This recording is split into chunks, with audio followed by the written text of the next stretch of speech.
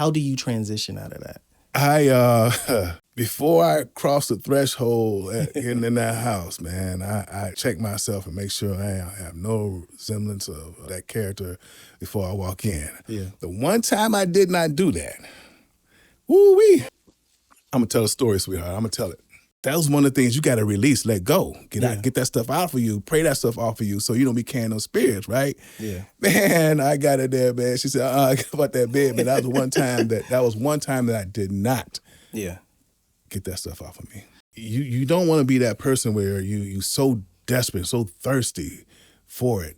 Right. You know, because that 15 minutes of fame will be like 15 seconds of fame. You'll blaze yourself out, right? You know, burn yourself out. Or worse than that, you end up in one of them parties, right? You know what I'm saying? So don't, just don't do it, you know. I was about to ask you ever been to a Diddy party? Hell no, man. Dude. What up? I'm YoungBlaze. I'm a rapper, producer, and director, photographer, just all the way around creator. So what about you? You an actor, filmmaker, musician, someone who's creating or part of something amazing? Well, come meet people like you, where we take Chicago, Hollywood, and we meet up in the middle, and we get successful.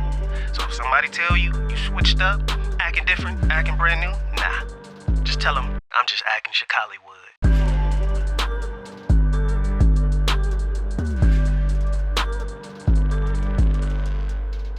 What up, ladies and gentlemen? It's your boy YoungBlaze, and you're tuned in to Acting ChicallyWOOD. And today I have David A. Walker. Yeah? Yes, sir. What do you do, brother?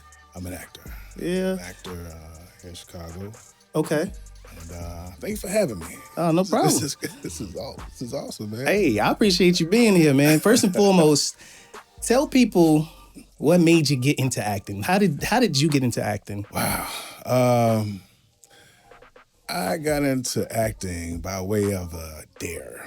Really? Yeah, it was a dare. I guess I could say when I was at my former church, they had a church production. It was called I Need a Breakthrough. Okay. Actually, I can even roll back because I was given an opportunity to have a line in a play called Seasons of a Woman's Life. And if Michelle Akins, if I mispronounced the name of the play, forgive me. But anyway, I had a role in that, and kind of, I went to her, I said, you know what, I used to act back in high school. Yeah. So she gave me this line in her production. It was at DuSable Museum. So that got the juices flowing. So I did that play, and then a friend of mine at my former church, Valley Kingdom Ministries International, issued a challenge to me to play a guy on the down low for a play called I Need a Breakthrough. Shout out Chandra Marshall. Okay. And so I did that play. It was great. I had a great time. The cast was phenomenal. The writing team was great. And yeah, so that started, that was in maybe 2008, 2009. Okay. And that started the whole journey.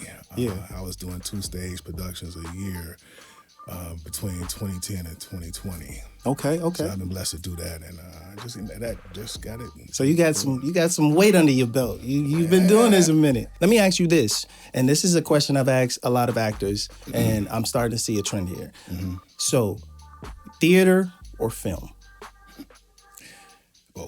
Both. I would say, I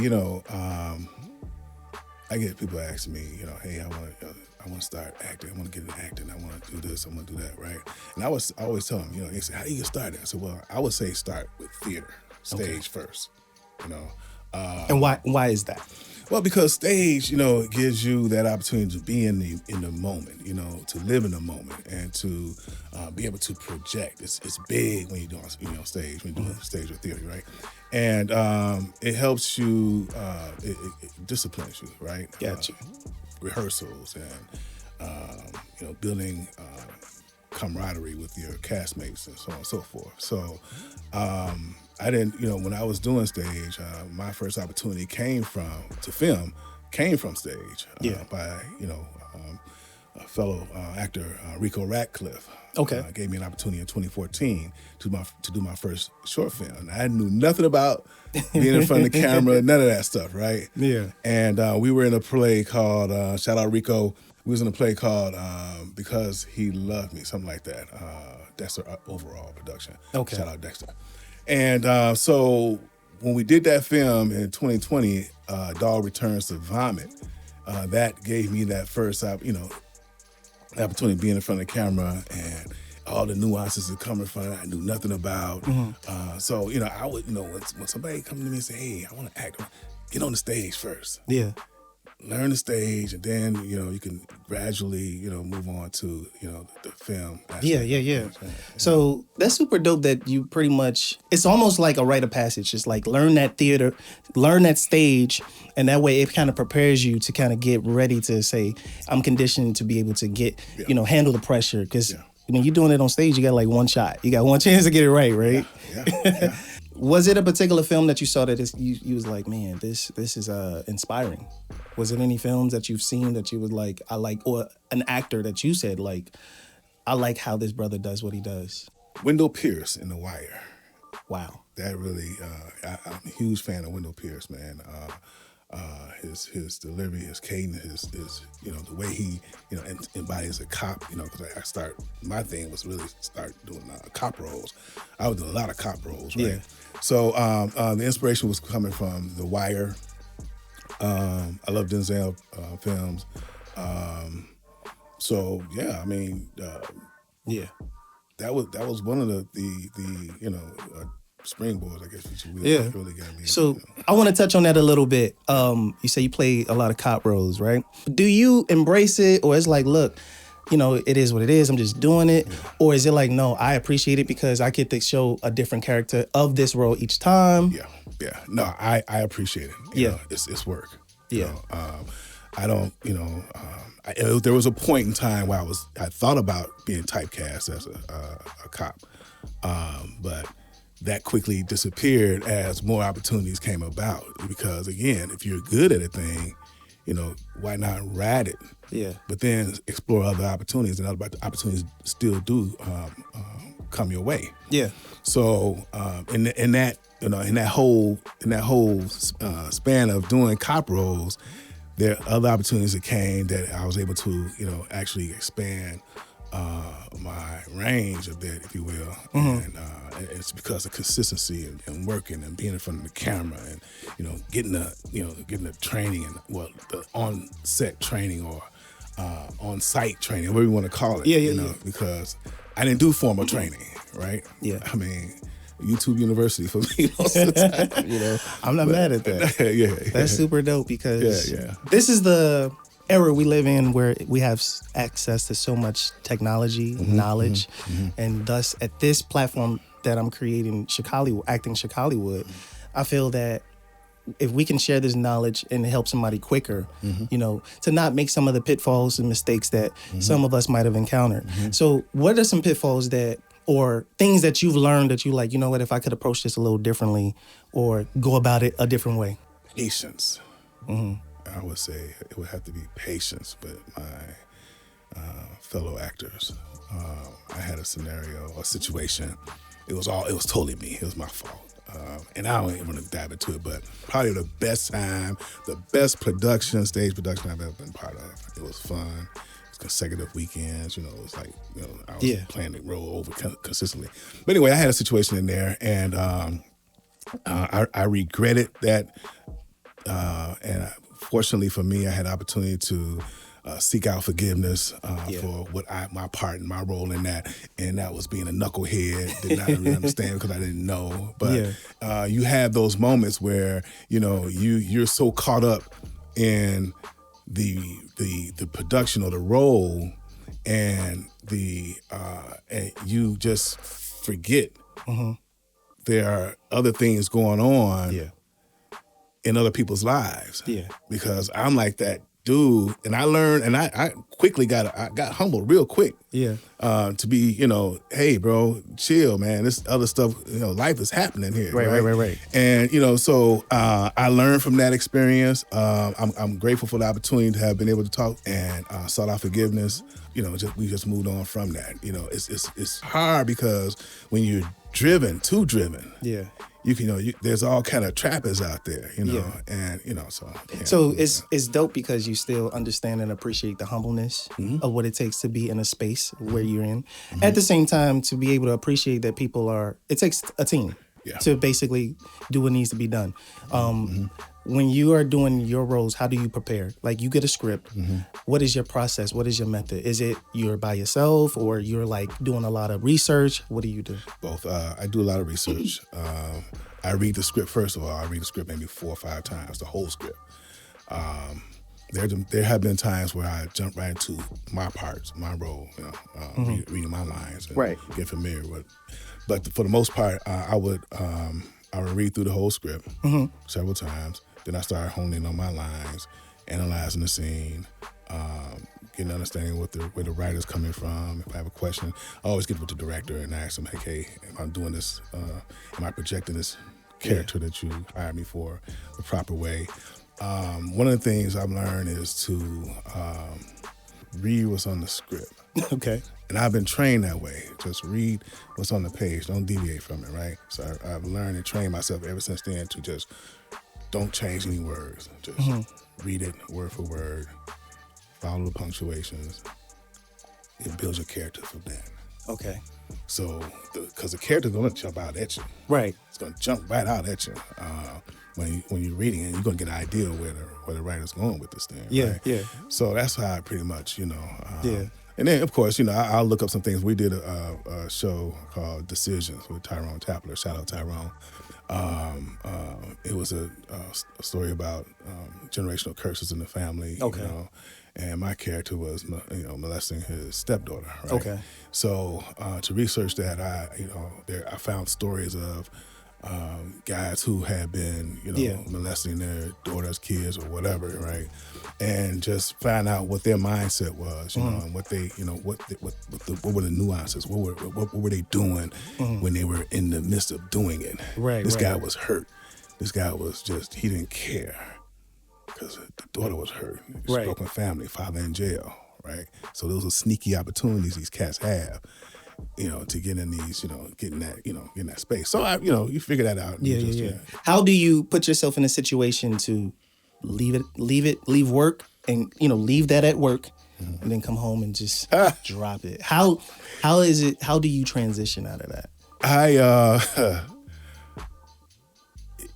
Before I cross the threshold getting in that house, man, I check myself and make sure I have no semblance of that character before I walk in. Yeah. The one time I did not do that, woo-wee. Uh-oh. I'm going to tell a story, sweetheart. I'm going to tell it. I did this Jay Davis film, man. It's called it was EYED. Oh, forget me, I'm forgetting it. Anyway, I was playing a bartender. Okay. The bartender ended up being a vampire. Okay. Right? So I, did the vampire stuff, right? But when I came home and got into bed, my wife was like, I totally forgot to just pray that thing off me because, I believe I'm a praying brother. Gotcha. Lord and all that. I didn't do that. So when I came in the house and got into bed, right? She said, get up. She said, I said, what's going on, baby? She said, I saw all this darkness around you. I saw all these, all this stuff going on around you. So I got up out the bed. I said, oh my God, I forgot to pray that stuff out, right? Because I know what happens, when you get immersed in these character roles, like what happened with Heath Ledger. And I believe Will Smith may have talked about this one time. But, that was one of the things you got to release, let go, get that stuff out for you, pray that stuff off for you, so you don't be carrying those spirits, right? Yeah. Man, I got it there, man. She said, I got about that bed, man. That was one time that I did not get that stuff off of me. And I mean, you're pretty much a person that it sounds like you can balance your life in a way of your work. And to be able to say, hey, that's my work, I got to leave it there, as well as when you come home, it's like, this is different. Some people, I think what they call it method acting, where they take it with them nonstop. So is there any roles that you just look at and you say, nah, this is too, it's going to put me, I don't want to go there. The real dark, it would take you really take you off somewhere else, I wouldn't mess with. Outside of my moral code, I won't do it. So it's limits. So because some people are like, I'm new at this. I'm trying to basically get in here, and this role is not ideal, but this is what they're giving me, and I hope that it gets me out there. What advice do you have for somebody that's like feeling like, oh, I got to take everything because you got to take it. You can say no. Whatever your moral code is, just say no. Yeah. You ain't got to say yes to everything. Right. I was that guy that was saying yes to everything, but it wasn't, it wasn't crossing the line, right? Right. Because I wanted to get my name out there. I wanted to build up the credits. I wanted to, build, building, right? But, you don't want to be that person where you so desperate, so thirsty for it. Right. Because that 15 minutes of fame will be like 15 seconds of fame. You'll blaze yourself out, right? Burn yourself out. Or worse than that, you end up in one of them parties, right? You know what I'm saying? So don't, just don't do it, Just say no. Say no. Everything ain't gonna be but those opportunities will come around for you, Great opportunities, the ones you really want to excel in will come around. You just have to be patient with. I was about to ask you ever been to a Diddy party? Hell no, man. Dude. It's unfortunate because we look at the time that we're in, and it's like we're in a climate of where we have to be very careful of how we operate because we all are given a gift, a talent, a skill. And it's like, how do we use that to inspire, Have you been in situations where you saw somebody that like, yo, let me talk to you. I can give you some advice, Has it been times where you basically say, hey, you know what? If I see a brother that's in the same situation or he needs a little bit of direction or guidance, have you been in them situations where you've been able to mentor when it comes to this? Not in the in the sense of, the profession, right? It's always been, someone's dealing with some other stuff that's going on. Right. On the set, backstage, or what have you. And that's ministry for me, It's like, it's an opportunity to, hey, man, hey, it's going to be okay. It's encouragement. It's an encouragement deal, right? So I believe, that I'm there for a purpose. It's not always about, the acting, and it's never about the money for me. It's always been about, the craft, just having a love for it, right? Right. So then when I see brothers and sisters, we've had I've had conversations with someone when they're going through stuff, right. Men and women, right? Yeah. And because these kids, man, they're out here, man. They want to do so much. They want to conquer the world and everything, right? But they got, they come to set or they come backstage and they got all these stuff going on, So I believe God got me there for that purpose, and just being there to encourage them. I'm like, hey, it's gonna be okay. What's so dope about you is like you kind of always give a father figure type of vibe. You know what I'm saying? And I'm pretty sure you've played father figure roles. Father figure roles, yes. And it's almost like your life parallels a little bit to a certain extent to some of the characters. Like you said, you play cops a lot. Yeah. So to a certain extent, you exhibit an authority type of figure, around people, a moral compass to be able to say, hey, look, we ain't having that. Right, so that leads me into, how do you deal with disrespect in this industry in the sense of, let me give you a scenario. Let's say I'm working with you and I say something that I could say it better, but because I'm in a power struggle or whatever, I say it disrespectfully. How do you come and deal with that situation? Because this is one of the things that a lot of people are going to face because they're trying to figure out, and it's like, man, this person is talking to me kind of harsh. How do you deal with adversity in this business? Yeah, if it's, you pull them to the side. Yeah. Hey, I'm a man. At the end of the day, we men, if it's a man, right? And you have that conversation, hey, bro, cool, this is, chill out. Yeah. It ain't that serious. Yeah. Now, if I'm not, let's say I wasn't bringing it, Yeah. And he's just lashing off into you. Yeah. Crossing all kind of lines. Never get to the point where, it's gonna be some hands thrown unless he's thrown them first, right? Right. So you're gonna always be professional. Yeah. Be professional. Yeah. I always tell these cats, take the high road, move forward. Yeah. If the situation ain't for you, bounce. Gotcha. Yeah. What do you think Chicago is missing as far as to be recognized as people know we have talent here, but I feel like sometimes what happens is other places pluck our talent. They pluck it and take it elsewhere. Like I said, I grew up with that same notion, feeling like, okay, I'm gonna do everything I need to do in Chicago, and then go off to LA, Yeah. go off to New York or whatever. But what do you think Chicago is missing or needs? Well, just that trust factor, you know. Yeah, we trusted in one another. I think, sometimes you're not appreciated in your own backyard, so you have to go. But you build your backyard first. You want to be strong first. You want to be strong at home before you branch out, right? Sometimes it don't work like that. So, you just have to, pretty much, get in where you fit in. Work and build those relationships with the units that you're with, you're partnering with, right? Or the production that you're partnering with, There's a lot of talent here, man. Yeah, I agree. There's a lot of talent here. A lot of talented filmmakers, a lot of talented producers, directors, the whole nine, right? Mm-hmm.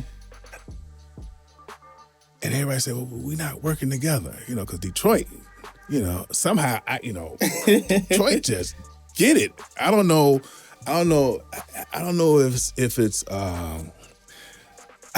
if it's one person pulling together everyone else, or are they, I just don't know what it is they're doing. Yeah. Makes it so successful. Maybe it's the Motown thing. Maybe it's the Berry Gordy thing they got going. You know what I mean? Bringing because Berry Gordy, he came from the car dealership or general work, working for Ford or whatever. Yeah. And he just put together that machine, right? Yeah.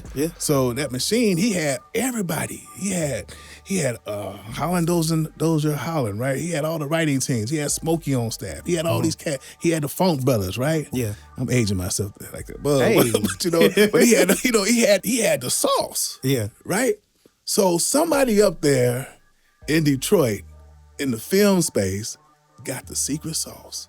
And we need to get here. We need to find out what that is, because there's I don't know who would lead that charge. Yeah. You know what I mean? Yeah. I got a little bit of an idea what's in that sauce that you speak of. I think we can. All right. I think like I said, fry pan, baby. and that's the reason, like I said, for this platform, ChicallyWOOD, Acting ChicallyWOOD, because, like I said, it's a hybrid, And if you think about it, everything that we do, our talents are hybrids of success, things we've been through, and we just interpret it. We take it to a way where we can basically inspire, So that's why I'm looking at this perspective of like, okay, we need to basically kind of show more light on Chicago. Because even when I was YouTubing, just interviews in Chicago, I was finding stuff from like 1996. Wow. And I was like, ain't no way. Or I was finding something that was kind of negative about Chicago. Or it was like somebody that kind of like used to live in Chicago, but moved to Schaumburg and they only lived out there for like 6 months. And then they just live in Connecticut somewhere. And then now they're in the movie. So I was like, yo, we need to really kind of hone in on getting more eyes and more looks. So let me segue into another question.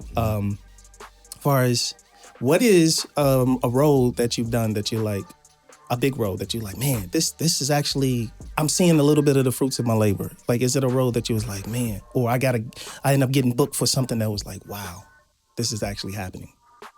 Well, can I say this? I'm gonna say this from what I saw. And maybe you can give me your experience or interpretation of this moment. I saw you with Forrest Whitaker. Oh yeah. You so humble. You like, oh yeah. That's just Forrest. I mean, that was so surreal, man. That was crazy. The way it came about was just crazy. Yeah. Right. I mean, it was like you audition, you do your self-tape, right? You submit your self-tape, you get a call back, you get put on check a veil, right? It was like when I did that audition, man. I got on check a veil. And then I got released 2 weeks later, right? Then maybe 3 weeks later, they called me back. They said, hey, are you available? My agent called me back. Okay. Said, hey, are you available?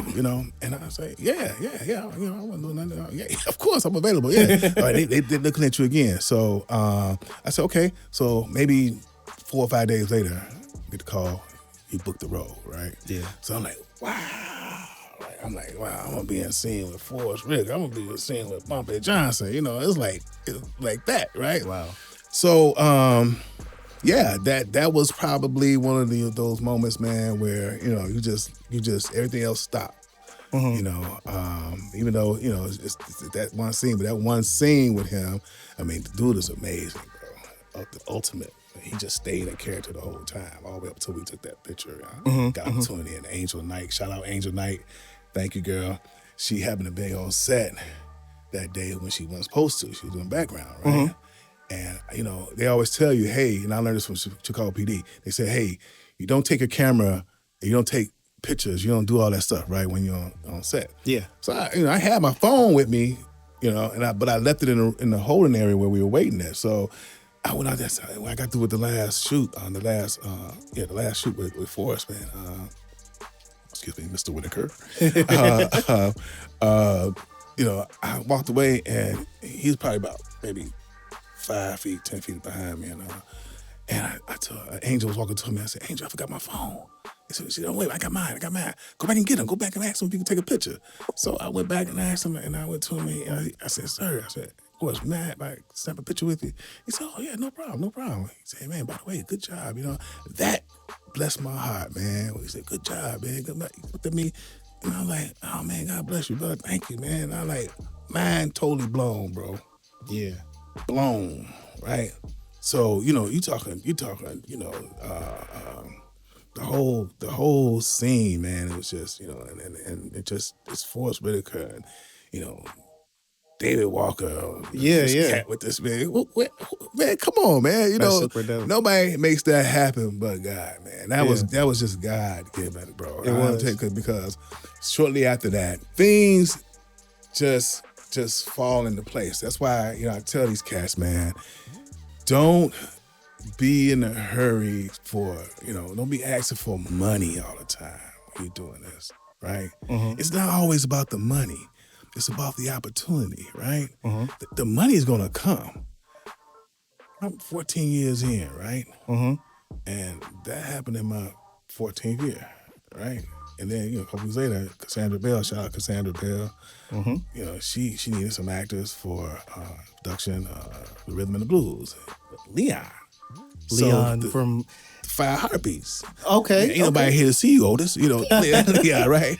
I mean, it was, you know, that shot. We shot that the weekend the episode dropped with Forrest, right? So I mean, it's just, you know, you just enjoy the journey. Just build a craft, work stage plays, work film. You know, do, you know, just, you know. And people say, no, I don't do a lot of network. I don't go to a lot of networking events, right? Maybe, you know, maybe some film festivals here and there, but I don't do a lot of networking stuff. You know, maybe, you know, my wife told me I should, you know, but networking to me was working on a stage, right? Stage stuff, because you never know. You got casting directors, you have producers, you got playwrights, you got screenwriters sitting in the audience. These plays, right? And most of my opportunities, a majority of my opportunities came from doing stage and them being in the audience and connecting with me from there, right? So you know, it's I've done a lot of stuff free, you know, no, because I'm building too. I'm building my brand, right? Right.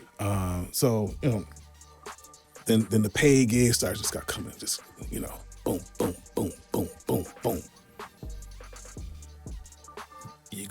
It's gonna happen. So when I see cats say, hey, you just paid the bit, just paid and all that, you know, it's definitely not union, so you don't know what to expect. You know, it's if they offer you pay, if they offer you gas, whatever, you're building the IMDb credit, you're getting some bananas and some granola bars on set, whatever it is, you know, just enjoy the journey. You know, enjoy the ride. You know. Focus on building your craft, right? And I'm not knocking nobody. Right? I ain't knocking none of y'all's journey. What y'all do what you're doing and do it well. Be professional. I'm not saying everybody's path is different from mine, right? These are facts. Everybody's paths are different. So I'm not knocking nobody's grind, period. I'm just simply saying what David A. Walker been able to do. You know, you know, my path. So.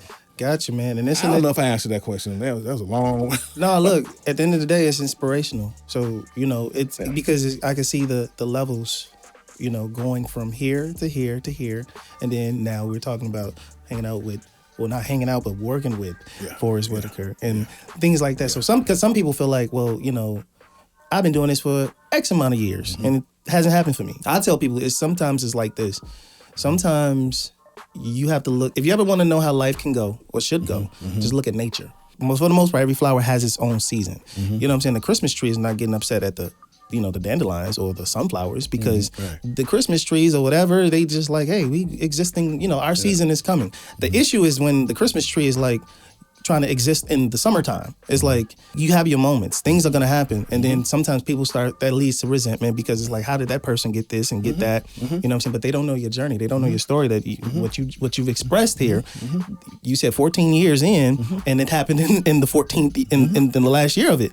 So I believe that's a beautiful journey. You know what I'm saying?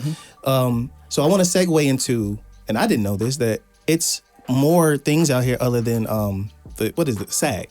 It's more opportunities outside of that, and I believe it's FICOR. FICOR, yeah. So what is FICOR for those that don't know? So for example, I'm SAG eligible. I mean, I did two productions, network productions or what have you, right? FICOR is like the sister company of SAG after right? So FICOR allow you to work both union and non-union jobs. Okay. So if and when the opportunity comes for me, I would choose FICOR. Okay. Why? Because I want the best of both worlds, right? Okay. Let's, for example, when they were on strike or when COVID happened, everybody shut down, right? You got to pay them dues, right? So you got to pay them fees, right? But you can't do it if you straight SAG. You want to work, right? You want to work, right? So in the event of any shutdown or in the event of any strike by way of strike, I want to be able to have the opportunity to work without having to sneak and do it and have somebody say, hey, yo, David Walker over there, he union. He busting the union over there. He over there working. Look at that cat over there. Snitching. Straight snitching, right? Yeah. I ain't going to be that guy. I want to be able to work both sides, right? Yeah. And that should be fine. And then again, me, my demographic, it makes no sense for me right now to be SAG. I don't need all those benefits. Yeah. You know what I mean? I'm pretty much, Nice, man. That's I mean, and I get it. If you're young, if you're a certain demographic, you're a certain demographic. Do your thing. You know what I mean? Yeah. But for me, I would definitely be FICOR. Okay, you dropping some jewels. Like I said, I mean, some people didn't even know that anything else existed outside of SAG. So that's super dope. Okay, so let me ask you this. So right to work state too. I need to say that. Which Illinois, right to work. Right to work? That's right to work state. Okay, okay. Yeah, so you definitely want, Yeah, man. So I think when it's all said and done, these people that are getting into this business, learning all the options. One other thing I want to touch on is some actors are private. Some of them do interviews, some don't. What's your view on doing interviews? Do you do interviews, or are you mostly to yourself? This is my first interview. All right, this is my very first interview. It took this brother to pull me out the doggone dark ages, right? And again, thank you again, because I don't get these opportunities. You just me ask. There was another young lady who has a podcast that I'm going to do for her, Maxine Millimeter. Shout out Maxine. We're still on. But this is something that I probably should do more of, people can see who David A. Walker is beyond social media, And I think too, because of social media, it boils down to really being like, yo, I did not know you were that cool, or I did not know, you were that funny or whatever the case may be. And I believe that, some people, they're just very private, Me, I'm private, but at the same time, I know how to balance it. So I'm not always out there, because I like my privacy. I like to just randomly go to Walmart at whatever time I feel like it, whatever the case may be. And besides, I ain't up there like that, But see, I'm not Wendell Pierce, I'm not, saying, But still, here's the thing. You are in a position that a lot of people still wish they could be in. So it's a certain amount of admiration. It's a certain amount of, how did he do that? You know what I'm saying? Because I used to look at myself as like, when and I used to find it bizarre when people ask to take a picture with me, or I go overseas, they want autographs, things like that, because I'm just like, yo, I'm regular, I'm human. You know what I'm saying? So it's like, so, but then I had to realize too, at the same time, I'm creating a value for people that were either trying to figure out, or I said something that touched a part of their lives in a way where they were like, man, I appreciated that.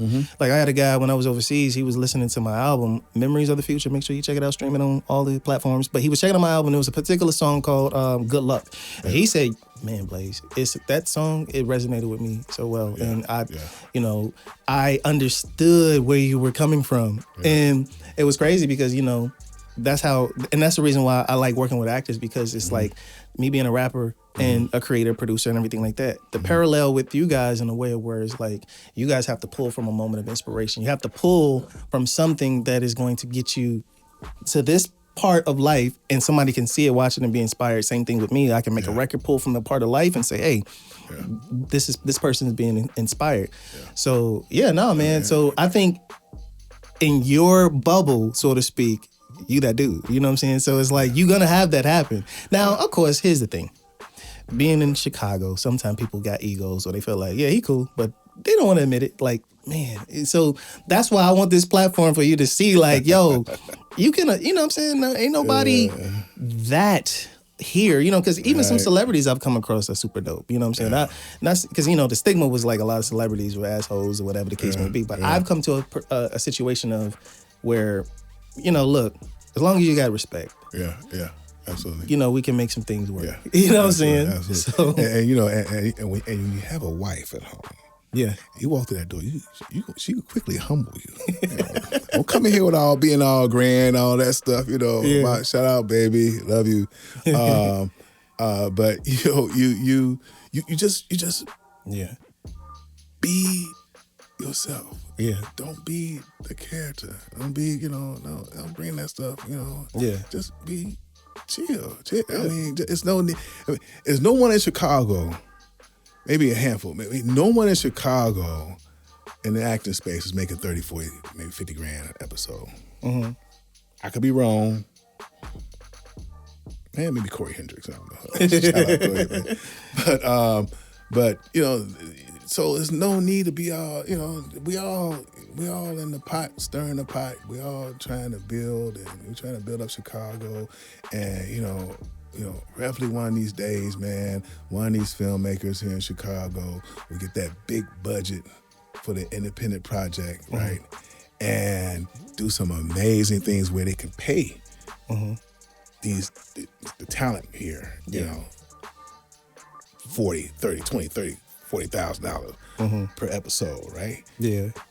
So that's what you're saying you want right now. You want about 40, 50,000 episodes? Okay. No, I'm just saying. Let me get my checkbook. I take 15. I take 10 to 15 right now. Yeah.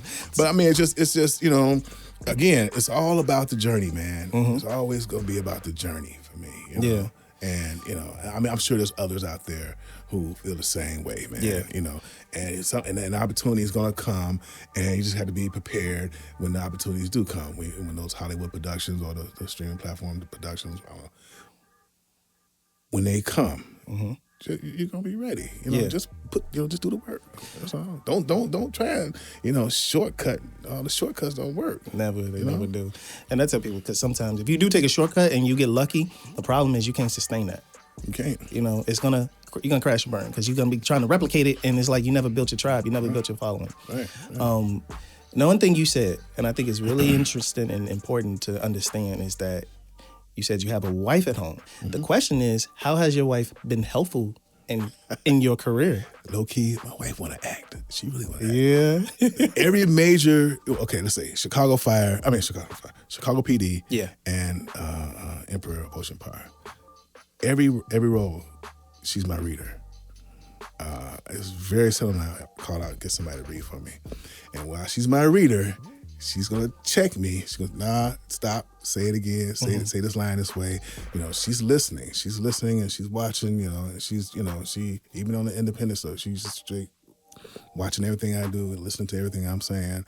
And then she would give me suggestions, and more times than not, they're, you know, the right choice. So I listen to her, and she's been very instrumental in helping me grow in this space. And That's super dope. We support each other. So yeah, shout out, baby. Yeah, so it's super. So basically, you have somebody that's really holding you down, because in this industry, and some people that are starting out, they're like, man, I'm trying to balance like a situation of, I'm trying to get out here, act, try to do these roles, rehearse, whatever.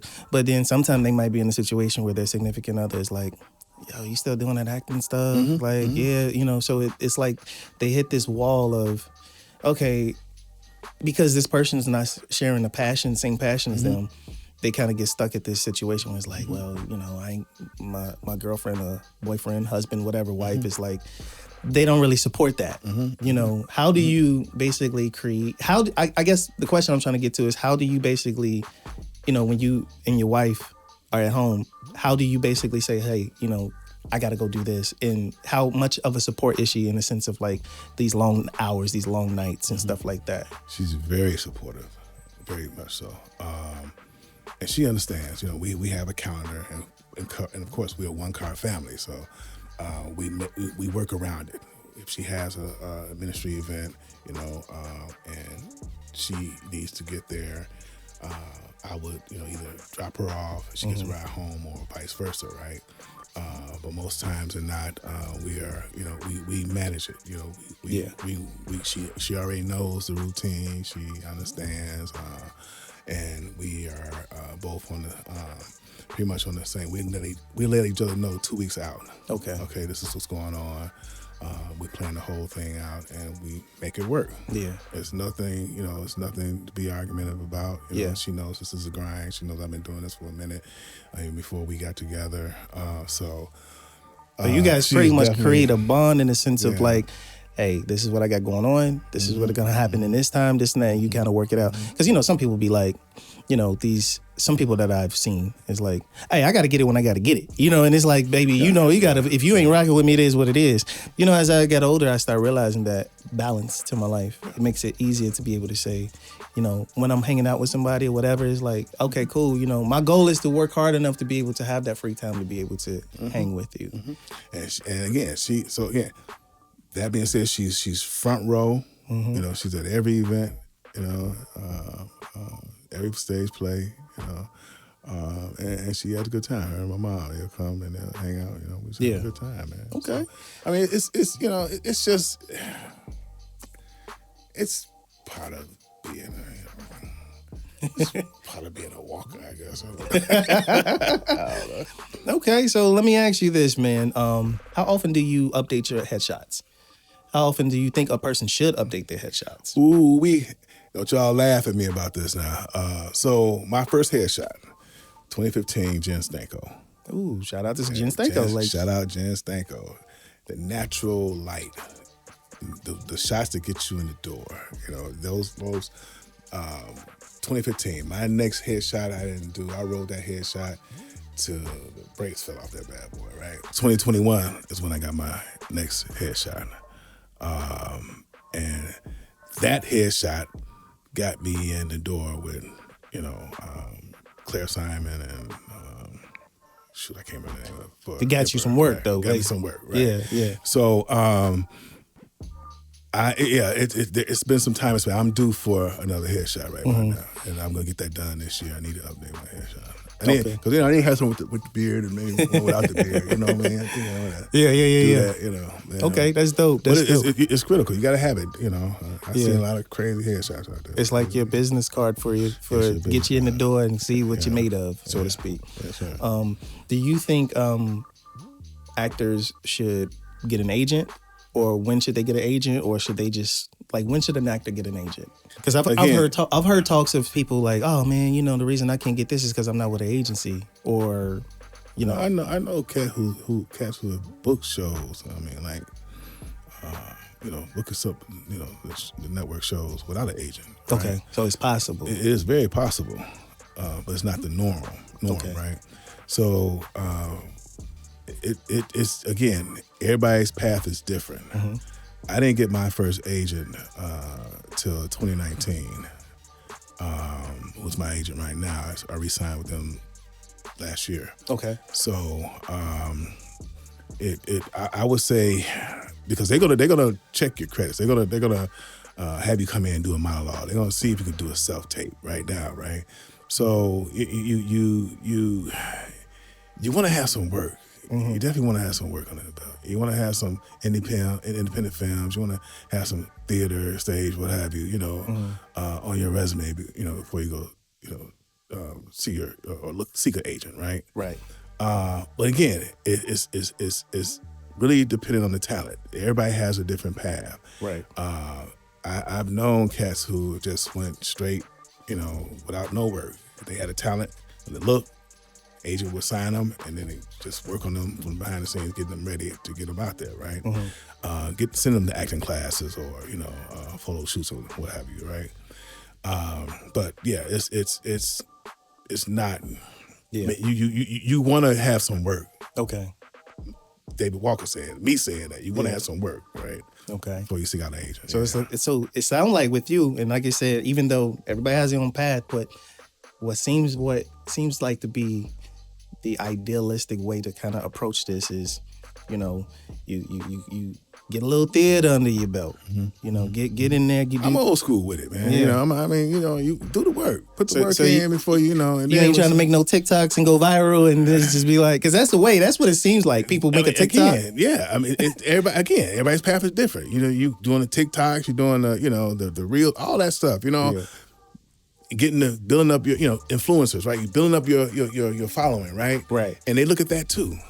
So I'm not knocking it. I'm just saying that's dope. What I've been through, I would say, put the work in. See if you got some real talent. And TikTok, that's different than acting in front of a camera. Yeah. Acting, saying lines and being passionate about what you're saying. All that is character, all that is different than dancing. Shut up. So I get in trouble. No, I get it. Look, at the end of the day, but I think what's dope is that you drop the jewels of like, yo, still put in that work. You might blow up on TikTok because you did a skit, but you're like, yo, you gotta. It's like playing ball. Playing sports. It's like, you hit this freaky 3-pointer from way across the court, but do you understand how teamwork works? How do you understand certain plays, things like that? So you got to kind of have that background and structure. Like even for me, coming from the music business, it's like, I learned how to freestyle. Well, I was already good at it, but it was like I had to realize why I was good at it. So I was good at being able to improvise on the spot, make words rhyme. I used to be in battle rap ciphers and things like that. And it's interesting because it gave me the ability to think on my feet in front of a lot of people and then take that skill set and say, okay, now when I'm directing films and movies, it's like I can articulate and express myself in a way to be able to say, hey, no, I don't want it like that. Give me this, give me more of this, because if I just jumped in, let's just say I just jumped in it and just was like, hey, be all meek about it. Like, hey, can you not do that no more? Right. Yo, man, so it's super dope that, you're sharing all the experiences, and I'm pretty sure it's a lot more, but in the meantime, in between time, what you're dropping now is giving so much insight and so many jewels for people that's just like trying to get in this business. I'm gonna ask you some quick fire rapid questions and then we're gonna wrap it up. Cause we can go forever. You know what I'm saying? Cause it's fun. I'm having a ball here at. That's what I'm talking about. ChicallyWOOD, baby. ChicallyWOOD. So I'm working with you. I can't get my lines together. I'm acting terrible. We're on the stage. You're doing theater. And the fact is, it's like, I'm just messing up. I'm throwing you off, or I'm not throwing you off. How do you combat that? How do you say, you know what? Okay, I gotta kind of basically figure this out because some people get frustrated, mad, whatever. How do you deal with situations like that? Well, what I learned now, because that was my situation, right? Gotta give them space, man. You gotta give them space. You got, and if you're really close with them, say, are you okay? Are you all right? Hindsight being 20, David A. Walker, hindsight being 2020. Yeah, are you okay? All right, is everything all right? Where you at? Just a little probing question like that. But I would say give them space, man. Give them space. But never, ever, ever, just, do crazy stuff. You just give them space. I'm gonna say that. Okay. Give them space, and then and because they're there for a purpose. They're there for a reason. They've already booked the gig. right? So they already know how to get themselves together. You just gotta chill and get the heck out the way. Don't be all in your feelings, right? Don't you get caught up in it. You know, Gotta learn. that's a personal lesson for me, right? Step aside, let them manage it. Let them manage their way through it because they will get it, you know. So you have to, you know, just give them that space, man. You know, because you come on set, you're gonna run lines, what have you, you know, like first you just go to a corner somewhere to get yourself together, reset, and then come back. You know. Okay. But, you know, You work with Forrest Whitaker. Who's somebody that you were like, yo, I want to work with this person? Who would that be? on that level, Yeah. man, Wendell Pierce, man. Okay. Yeah, Wendell right. Pierce, you know, it's Okay. just, you know, Wendell Pierce, if you see this, what's up? I can direct it. I can make a dope script. What's up? hey, Forrest Whitaker again. Yeah. Zoe Sadata, you know. Andy Newton. Okay. You know, What's your ideal role that you want to play? my ideal role. Yes. A loving father, like a Cosby Show dad, you know. Fun, you know, where I can just really hone in on, you know, tap in on to a lot of different experiences that I've had, you know, coming up, right? Even with my dad, right? Yeah. No, But definitely. a more challenging role. Last year we wrapped the film Pink Elephant. Mary Q Angel. Mary Q Angel. Shout out to Mary Q Angel. Mary Q. That was probably the most challenging role that I've ever played, and that's dealing with, you know, generational curses, right? Yeah. So I'm excited for it because we're gonna be hitting some stuff head on that I don't think people are ready to really confront. So seeing, and I don't even, you know, when I saw the trailer, I didn't even recognize myself, you know what I mean? And she has the knack of pulling everything in you up out of you. Nice. Getting to the core, right? And it's one of those instances, man, where you're like, wow, I can't believe we did that. And the cast was phenomenal, man. It was just a great time, bro. I mean, the crew was, I think people are gonna be surprised when they see that. And you, so these two different dynamics, two different spectrums of, you know, You, and here's the thing, man, and I've had the pleasure of actually working with you, you know, and directing you. You're one of those actors, man, that is like, you give off I want to make sure I do a good job and do it right, because you are that passionate and you care about this craft. You know, even working with me, you know, you would come to me and say, like, is this how you want it? This, that, and the third. And the beautiful thing about it is, it's like, I don't have to go too much into like this, that. No, do it like that, because you're already bringing the element of what I already saw in you to this particular character or whatever the case may be. In my film, Facing Your Demons. Amazing film. Amazing actor. Man, once you guys really see, once it comes out, you're going to see what I'm talking about, man. Yeah, man. And there's so many things, man. And the thing I look for when I'm working with actors is how coachable are you, how much you take direction, and just overall attitude. Because you could be the most talented person in the world, but if you're treating anybody that I work with or anybody around me with disrespect, it ain't happening. You know what I'm saying? And it's like, God bless you, it is what it is. Here at this platform, Acting ChicallyWOOD, man, I want to break past those stigmas of like, you know, I can't work with this person because of this, that, and the third. This is a platform for me to be able to showcase to people a side of you that, like, okay, it's around for the reason. I see why this individual is misunderstood, or whatever the case may be. You know, so I want to really pretty much put it in perspective of just, you know, everything that you're dropping and everything that you've expressed today has been monumental, because some people really just don't understand what it takes. Or some people want to go through the path that you're talking about, but they just didn't know where to start. You know, so, hey, I appreciate you being on this show, brother. Yeah, man, I appreciate you for having me, bro. Thank you, man. No problem, man. This is dope. So, real quick, what you got coming up? Let's see. We're ready to finish up episode 5, It's Just Temporary with Okay. Johnny Perkins. Shout out Johnny Perkins, Prescription Studios. The Fixer, working on that project with Dre Boyd. Let's see. That's one of them. I'm missing somebody. Got a stage play coming up, and so first time I get back on stage in 3 years.